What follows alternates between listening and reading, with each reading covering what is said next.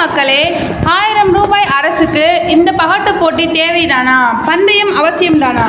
கேள்விகளால் கிழித்தெடுத்த சீமான், சென்னை அண்ணா சாலையில் வருகின்ற ஆகஸ்ட் 31 அன்று பொழுதுபோக்கு ஃபார்முலா 4 மகிழ்ந்து பந்தயம் நடந்த திமுக அரசு திட்டமிட்டுள்ளது வன்மையான கண்டனத்துக்குரியது என்று நாம் தமிழர் கட்சியின் ஒருங்கிணைப்பாளர் சீமான் தெரிவித்துள்ளார்.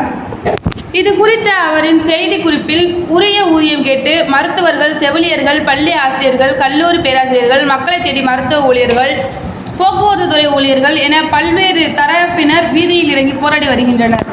அவர்களை பணி நிறுத்தம் செய்யாமல், பதவி உயர்வு தராமல் தொகுப்பூதியம் கொடுக்கும் அளவிற்கே அரசின் நிதிநிலை மிக மோசமாக உள்ள நிலையில் ஆடம்பர மகிழுந்து பந்தயம் தேவைதானா? அரசு ஊழியர்களுக்கு ஓய்வூதியம் கொடுக்க முடியாததால் ஓய்வு பெறும் வயதை 58 60 ஆகியோடு பழைய ஓய்வூதிய திட்டத்தை நடைமுறைப்படுத்த முடியாத அளவிற்கு நிதிநிலை மிக மோசமான உள்ள நிலையில் ஆடம்பர மகிழ்ந்து பந்தயம் தேவைதானா? மின்சாரம் வாரியம் பல கோடி கடனில் இருக்க அதை சமாளிக்க மின்சார கட்டணத்தை ஆட்சி பொறுப்பேற்று 3 ஆண்டுகளில் 3 முறை ஏற்றி அடித்தட்டு நடத்துகிற குடும்பங்களை அழைத்து கொண்டு இந்த பகட்டு போட்டி தேவைதானா?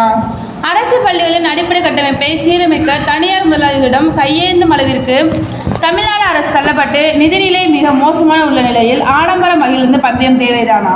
மாதம் 1000 ரூபாய் கொடுத்தால்தான் வாழவே முடியும் என்ற வறுமையான சூழலில் மக்களை வாழ வைத்துவிட்டு வீண் ஆடம்பர மகிழ்ந்து பந்தயம் யாருடைய குடும்பத்திற்கு இணங்க நடத்துகிறீர்கள்?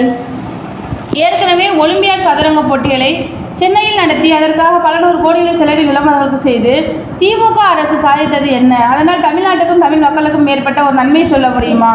அப்படியே உங்கள் தனிப்பட்ட விருப்பத்திற்காக மகிழ்ந்து பந்தயம் நடத்தினாலும் அதனை மக்கள் பயன்படுத்தும் தீவுத்திடல் அண்ணா சாலையில் நடத்த வேண்டிய அவசியம் என்ன வந்தது? அதற்கென இருக்கும் இருங்காட்டுக்கோட்டை சோழவரத்தில் உள்ள பந்தய திடலில் நடத்தலாமே. அதற்கான வசதி இல்லை என்றால் பந்தய கட்டமைப்பு கூட ஏற்படுத்த திறனற்ற திராவிட மாடல் அரசு எதற்கு மகிழ்ந்து பந்தயம் நடத்த வேண்டும்? மக்கள் பயணிக்கும் சாலையை மறித்து யாரை மகிழ்க்க இந்த மகிழ்ந்து பந்தயம்? மகிழ்ந்து பந்தயம் நடத்தியதால் தீர்த்த மக்கள் பிரச்சனைகள் என்ன? ஈர்த்த முதலீடு எவ்வளவு? தமிழ்நாட்டுக்கு கிடைத்த வேலை வாய்ப்புகள் எத்தனை? மகிழ்ந்து பந்தயம் நடத்துவதால் பாமர மக்களின் பஞ்சம் பசி மாறிவிடுமா?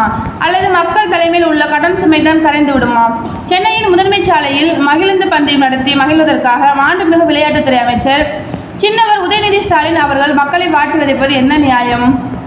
கார் பந்தய வெளிநாட்டில் உள்ள மருத்துவமனைகளிடம் ஒளி மாசு ஏற்படுத்திக் கொள்ள அனுமதி, இராணுவத்திடம் அனுமதி, பாதுகாப்புத்துறையினரிடம் அனுமதி என இத்தனை வேகத்தையும் அக்கறையையும் இலங்கை கடற்படையினர் தாக்கப்படும் தமிழ்நாட்டு மீனவர்களை மீட்பதில் காட்டியிருந்தால் ஒரு தமிழ் மீனவரும் சிறைப்பட்டிருக்க மாட்டார்களே.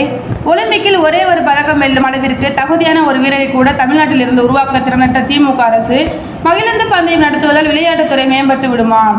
மாவட்டந்தோறும் ஏழை குழந்தைகளின் விளையாட்டு திறனறிந்து பயிற்சி அளிக்க செலவு செய்யாமல் கையேந்தி கார் பந்தயம் நடத்துவதால் யாருக்கு என்ன பயன்? ஆகவே பகட்டுக்காக பொழுதுபோக்கிற்காக ஆடம்பர மகிழ்ந்து பந்தயம் நடத்தி மகிழும் முடிவை 1000 ரூபாய் திமுக அரசை கைவிட வேண்டும் என சீமான் வலியுறுத்தியுள்ளார். தேங்க்யூ.